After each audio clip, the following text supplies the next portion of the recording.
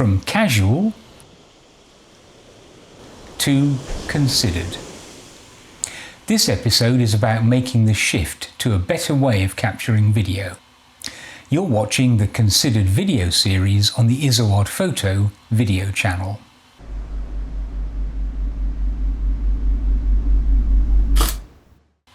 When we're filming, it's all too easy to capture a collection of random clips that don't tell a story. We can end up with footage that lacks a coherent flow and can even be jarring. It's human nature. Things grab our attention and we're naturally driven to record them. In the moment, we don't consider the final result.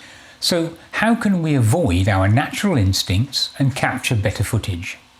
It's time to make a considered shift in our approach, from random clips to storytelling. And we'll do it using what I call the intention path. The intention path has 3 steps. First, think about the story. What is this video about? What are the aspects you want to portray? Are you looking at a tranquil landscape with wildlife? Is it a bustling high street? Is it some amazing architecture? Maybe it's an event like a birthday party. In each case, there's a story to be told. The characters may be people, animals, or the places themselves. Once you have the story, everything else follows. Next, consider the feeling the viewer should have. The story guides the feeling. For example, if it's a tranquil landscape, the feeling will be calm, quiet, with maybe only wildlife sounds or water. If it's an event, the feeling might be excitement, joy and exuberance. You get the idea. Finally, choose the shots that provide the frame for the story. Let the story and the feeling guide the frame. In that landscape, you might choose wide shots to set the scene and tighter close-up shots of specific elements, such as wildlife. But how do we actually do this in practice when we're in the moment, filming? Most importantly, pause. Take a moment to look at the scene in front of you before you start filming. You don't need a huge amount of planning, just a little thought when the scene presents itself. Take a moment and think story, feeling, frame. The best way to get started is to practice using the intention path. Here are a few things to consider while you practice. Keep it simple. For now, choose relatively static scenes. You need some movement, but avoid more challenging subjects like cars or trains at speed. Instead, choose things like people, animals, water flowing or trees in motion rather than Formula 1. Also, try to shoot well-lit subjects and scenes outdoors. Keeping the lighting simple is one less thing to worry about at this stage. Keep it familiar. Choose somewhere you know well and that's easy to revisit. That way you can go back and try again if things don't work out, and if you're anything like me, at first, they won't. This is a learning experience.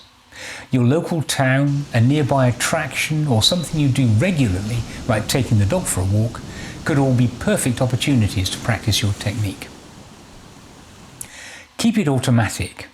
Unless you're very familiar with your camera and comfortable capturing good footage, just use its default automatic settings. For the moment, you just need clear, well-exposed footage. Let your camera do the heavy lifting.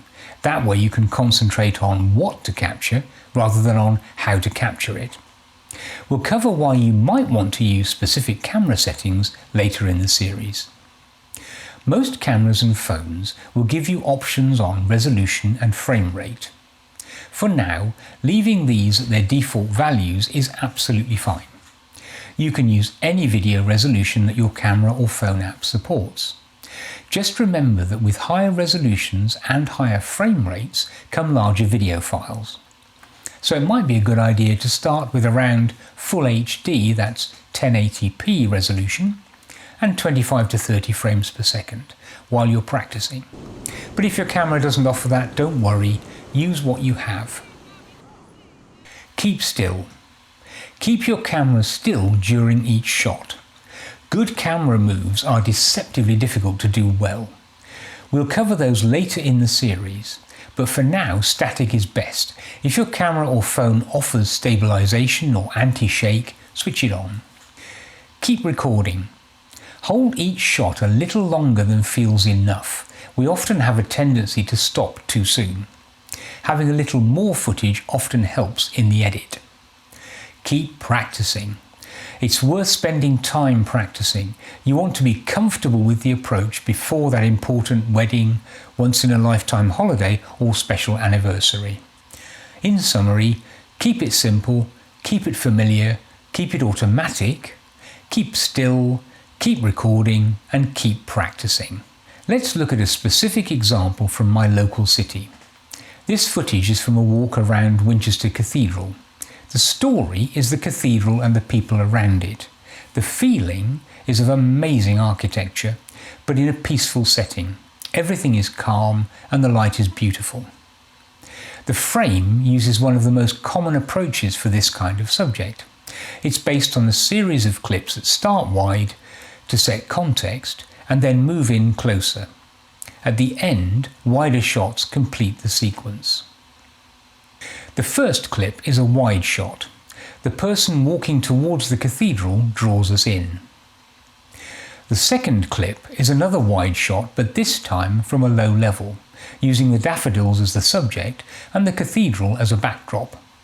It's still setting the scene and establishing the season as spring. The third shot is tighter on the cathedral, but still a medium to wide shot. We're getting closer. The fourth shot is a medium shot of more daffodils closer to the building. The fifth shot goes even tighter. In the sixth shot, the scene shifts to the cathedral's main entrance.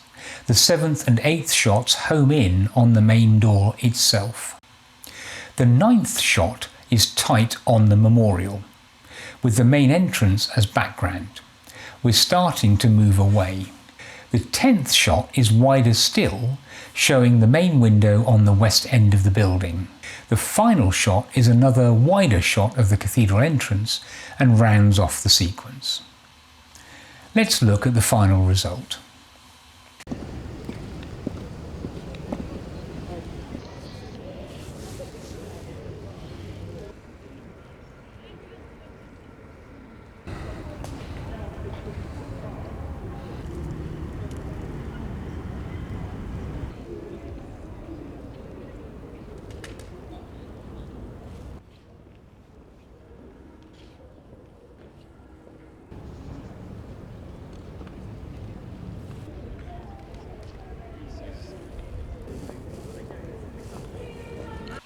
I kept it simple. Lovely, constant lighting provided the illumination. Each scene was static, with people or flowers providing the main motion. I kept it familiar. Winchester is my local city. I know it well and I visit regularly. I kept it automatic.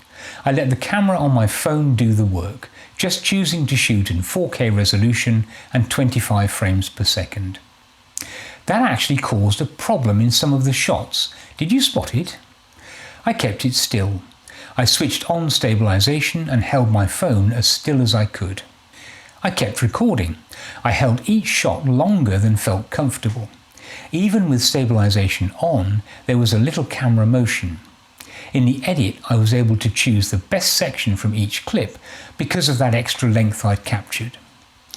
I didn't actually shoot the clips in the order they appear in the final edit, but I was on the lookout for wide shots leading to medium and tight shots of details.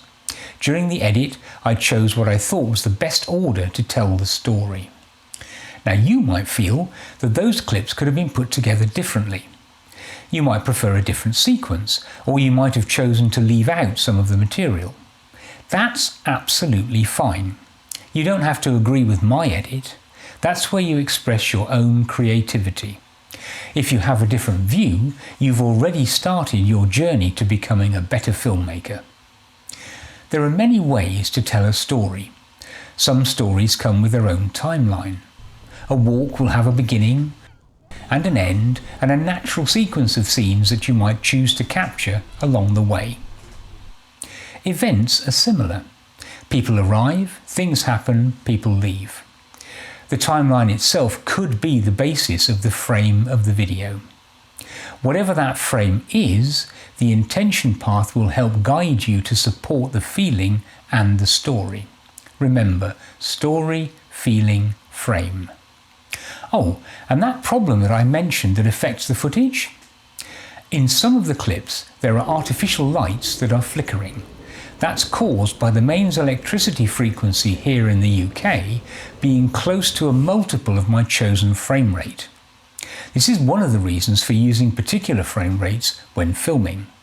We'll discuss it more in the episode on specific camera settings. It's another reason for using simple lighting arrangements such as pure daylight when practicing. Let's end with a little challenge. Next time you film something, take a moment to consider the intention path before you press record. Remember, story, feeling, frame. Look for wide, medium and tight shots and don't restrict yourself to eye-level filming. Keep the camera still and hold shots longer than you think you need to. If you like this video, give it a thumbs up and consider subscribing so you get notified when new episodes are published. See you next time.